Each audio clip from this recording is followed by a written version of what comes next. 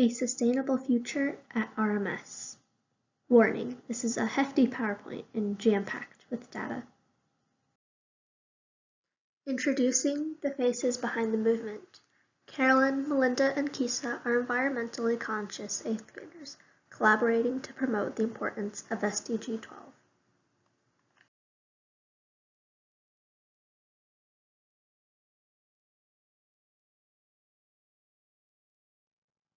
When students reach 8th grade, they must all undertake a capstone project. 8th graders must choose from one of the Sustainable Development Goals, or SDGs, established by the United Nations to base their project on. Ours revolves around SDG 12, or the responsible consumption and production of resources. We've decided to focus more on the consumption aspect, seeing as it is more relevant to us in our daily lives. Consuming resources can include anything from eating food to using technology to warming homes. However, these conveniences come with a cost. Our irresponsible consumption is exhausting Mother Nature, and, just a reminder, all humans depend on the earth for life. So what do we plan to do? The Green Team, as we've dubbed ourselves, will reach others through the mediums of videos and PowerPoints, spreading awareness about the importance of responsible consumption and production, and its implications for sustainability at RMS. A brief overview of what we plan to go over today.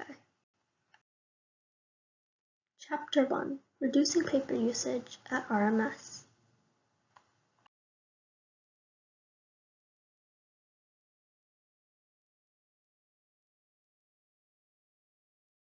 Our ultimate mission is to convince Randolph Middle School to adopt a sustainable, good-for-the-planet habit. Join us in our campaign against the inconspicuous, obnoxiously bright, and wretchedly unrecyclable printer paper. You might be wondering, how will schools function after we remove the vital organ that is paper? We wish to introduce technology to replace paper, and hope that technology will eventually become the heart of our educations. To achieve this ambitious goal, our plan will commence as follows. Gather data from the entirety of RMS, research into sustainability and environmental effects, and present our ideas to you, lovely people. But how does any of this make sense?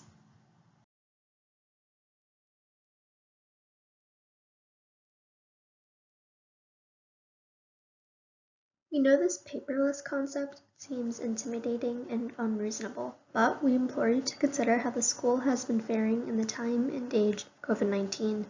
In these unprecedented times, students and educators have been able to rely on technology.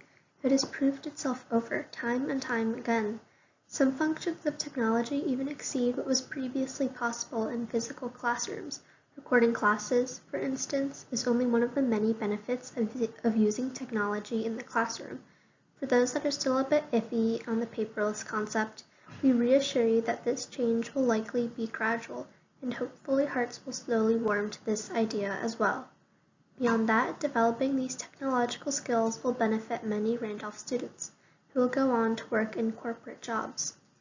But students aren't the only ones who have learned a great deal from using technology during the pandemic. Technology, disregarding the occasional mishap, has made the lives of teachers a lot easier. As more students start to trickle back into the building, we have also seen a decline in technology usage, as paper triumphs once more. This threatens to unravel all the sustainable progress we have made since the beginning of the pandemic. Nowadays, there is a disparity among virtual and in-person learners. Students have the options of completing their work either on paper or on technology. This, though, brings its own fair share of problems for students and teachers alike. Teachers are already grading mounds of classwork, and although that's difficult enough as it is, they must track down missing work as well. Technology adds another variable into the equation. The wild goose chase for missing work has only been made more hectic, now that student work can be located on a student's worksheet or device. Teachers can blame technology for this added confusion, but technology has already carved itself a niche in the school environment. Currently, it is paper that's the expendable resource. Technology not only encourages consistency among assignments, but it deducts the need for teachers to make multiple trips to copy machines and fret over lost notes. Luckily for students too, Online files are a lot harder to lose than paper handouts. Speaking of notes, teachers aren't the only ones who are fed up with the tiresome note printing process. Students have testified that the note transferring process is just as tedious and more than a little bit infuriating. In fact, we sent out a survey regarding student opinions on technology versus paper, and some students have a lot to say. Here are some statements made by RMS's very own 8th graders.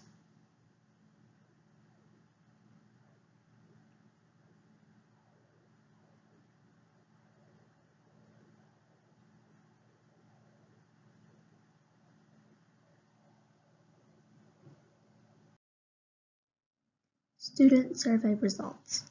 Based on a survey we conducted with the 8th grade class of 2025, we made the shocking revelation that 80% of 8th graders prefer technology to paper.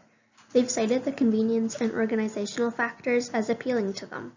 Collaterally, students have an average comfort level of 72.6% when asked about fully using technology for school. Worth noting is that 83% of students already have their own devices, and 78% of students own more than one device, indicating that a large percent of the student body already use technology for school. Those numbers suggest that students would be open to predominantly using technology for school. Additionally, only 71% of students feel their devices are entirely sufficient, meaning the district might even have an excuse to revolutionize our technology. As of now, students primarily use personal laptops and phones for any school purposes. To see the survey statistics for yourself, click into the forms link provided below. But why does sustainability even matter? Taking a closer look at the financial details and environmental effects. The financial statistics. Let's get into the financial details. Just for reference, 5,000 sheets or one stack of WB Mason printer paper costs $50. Sounds cheap, right? However, we calculated the average RMS teacher's weekly paper consumption, and the cost accumulates rapidly. When teachers were asked how much paper they consumed in a week, the average answer ranged from 2 sheets to 500 sheets. Our final average was 295 sheets. After doing some basic math, we arrived at an approximate 637,200 sheets of paper used per school year. Keep in mind that this is the bare minimum of paper required to be bought per year.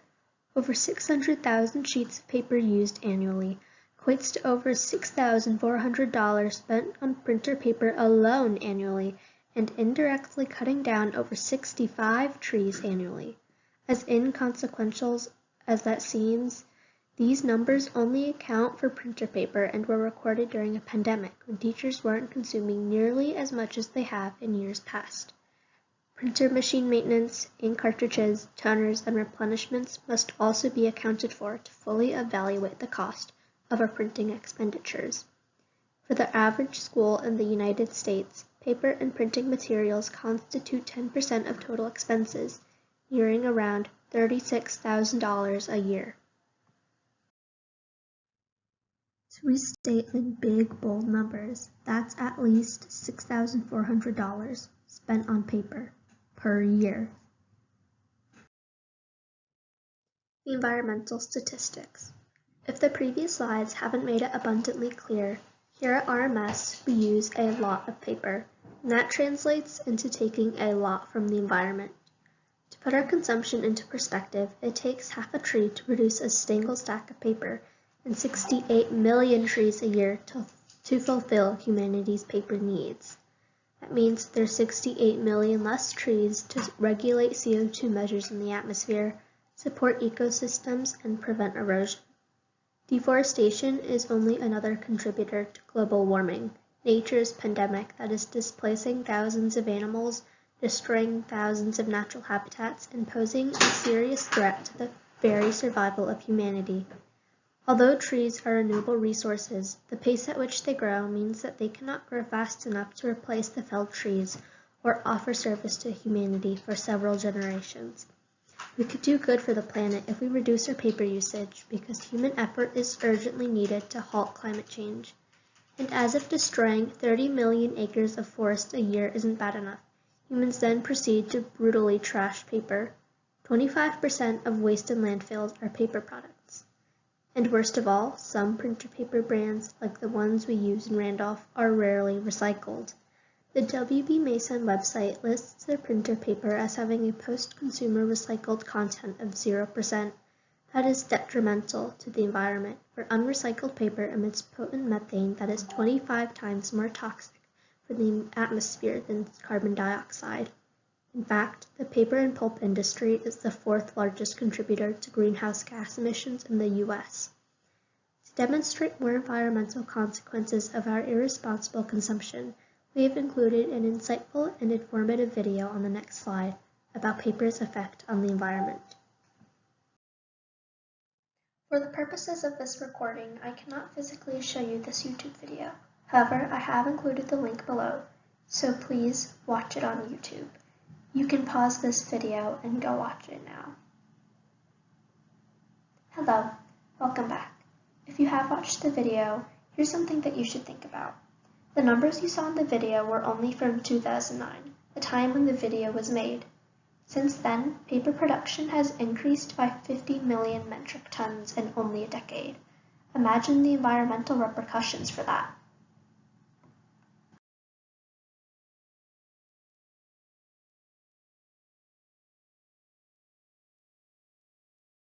And now we get into the specifics of technological alternatives.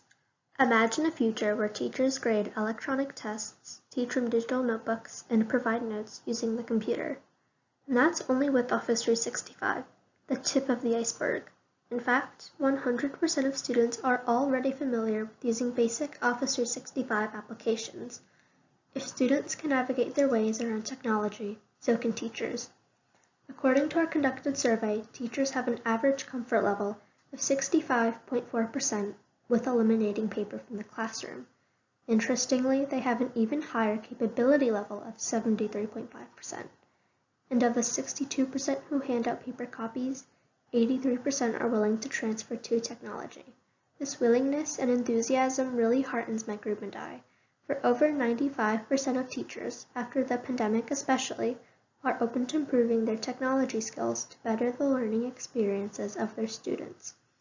If the pandemic has taught us anything, it's that technology serves many purposes and is a clear candidate to replace paper. Admittedly, completely eliminating paper is pretty drastic, but students should at least be permitted to use their devices in all classes. Students have even offered suggestions to further incorporate technology into our education system. These ideas consist of providing online agendas, personal devices for reference materials, a specialized technology class, a library of ebooks, better Wi-Fi connection speeds, and so forth. Sustainability at school. The least we can do is thriftily consume paper and recycle all the paper we do use.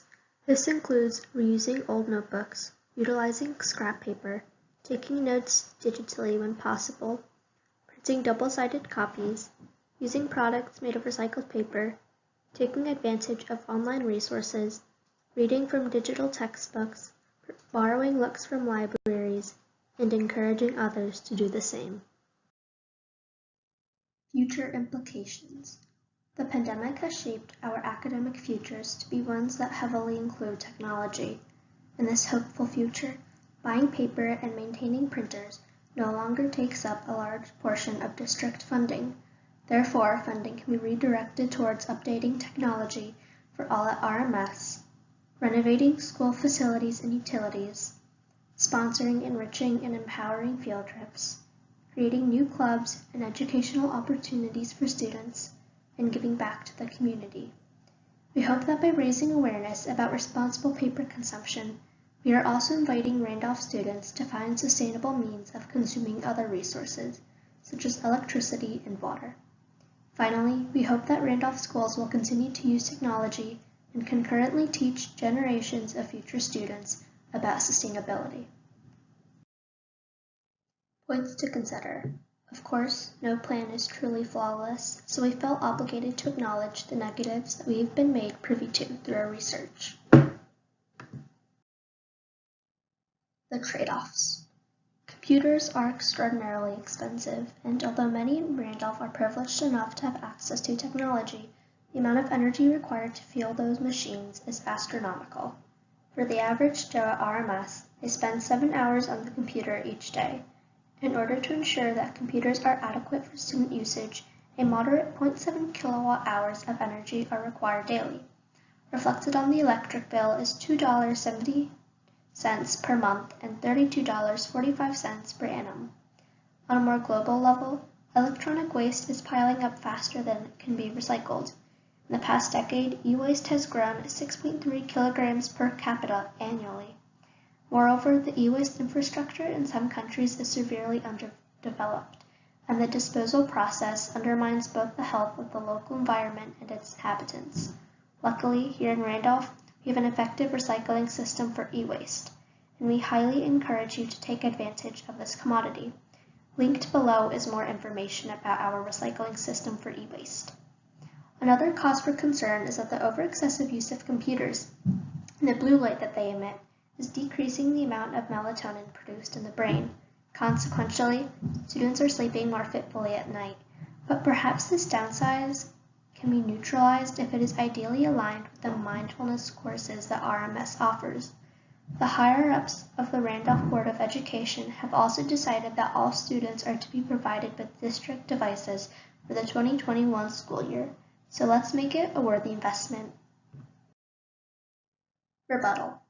As damaging as the bleaching, harvesting, and manufacturing of paper is for the environment, that isn't the only factor of the printing process that must be acknowledged. The harm of printing primarily lies in irresponsible ink consumption. Printer cartridges, if not properly disposed of, can release carbon black, which is a potential carcinogenic or cancer-causing agent. Furthermore, polymer plastics found in printer cartridges have an excruciatingly slow decomposition rate, taking anywhere from 450 to 1,000 years. And none of these statistics are even accounting for the fallible nature of humankind. Ink cartridges are basically tiny capsules of disaster waiting to be unleashed by humanity. Ink waste, which is sorely overlooked, is profoundly distressing for the environment, as established by severe cases of ink and oil pollution. Moreover, ink cartridges are heavy in VOCs, which contaminate soil and water. The correct disposal of ink cartridges averts ink pollution and essentially rescues hundreds of animals from being suffocated in an inky fate. For each cartridge that is recycled properly, it could also prevent 3.2 kilograms of CO2 from being released into the atmosphere. Regrettably, 50% of ink toners and 70% of ink cartridges are not being recycled properly. On the printer machine end of the spectrum, commercial printers consume 30 to 50 watts of energy on standby and 300 to 500 watts when printing. For a singular printer, that is $9.66 per month and $115.90 per year. That is almost fourfold the amount of money and energy computers consume. When considering that computers are extraordinarily durable and dependable, having an average lifespan of 5 years, computers can ultimately save the district a lot of money, particularly because many students already possess their own devices. Chapter 2. Sustainability in Randolph. Because being sustainable is surprisingly easy. As Jennifer Ninney so wisely points out, we can't just consume our way to a more sustainable world, because active efforts, ones made by people like you and me, are needed to protect our planet. Sustainability at home. Inspired by the Greenhouse Club at the high school, we have compiled a list of modest solutions for the universal problem that is climate change. Simple sustainability at home can include, but is not limited to, responsibly charging devices, taking shorter showers, utilizing power strips, opening blinders, and reusing school supplies. Become an active protector of the environment simply by practicing these sustainable habits. More sustainable tips are to carpool and bike, reject fast fashion, use reusable products, buy less, reduce food waste, and consume beef alternatives. If you want more on eating sustainably, please visit the link below. And finally, we leave you with SDG 12's most important theme: reduce, reuse, and recycle. Thanks for listening to this PowerPoint. If you want more info, you can visit us at the website linked below. These are additional resources I used to gather data.